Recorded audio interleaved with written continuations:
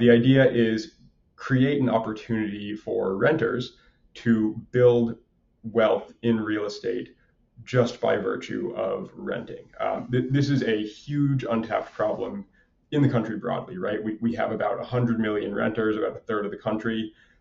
They're spending about $650 billion annually on rent, and they're building no equity from that, right? It's just, you get living space, which is something useful, everyone needs it, but you're not building any wealth the same way you would if you had a mortgage. If you're a renter, say you're paying $2,000 a month in rent, you instead of paying that directly to your landlord, you buy $2,000 worth of Groma coin, the tokenized shares of our REIT, and we then lend you $2,000 secured against those shares.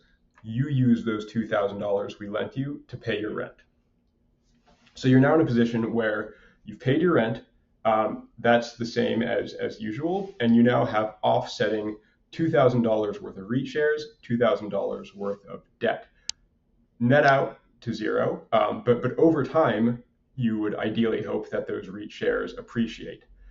Not guaranteed, of course. Real estate can go down. That does happen.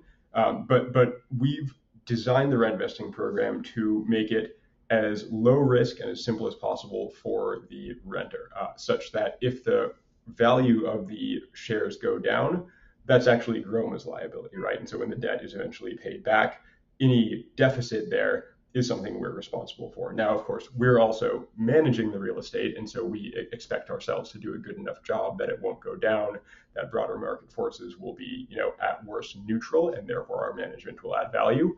Over time, you're the renter, your shares are appreciating, you're putting in money each month. Eventually, you may want to cash out, and then you can take just fully owned free the difference in the appreciated value of the REIT shares you own relative to the debt that you incurred while investing in them. And that you could use for a down payment. You could just continue to own the REIT shares and earn dividends from them. Lots of different ways you can do that, but the idea is without changing your consumption or investment habits or otherwise cutting into your lifestyle, you're building equity in real estate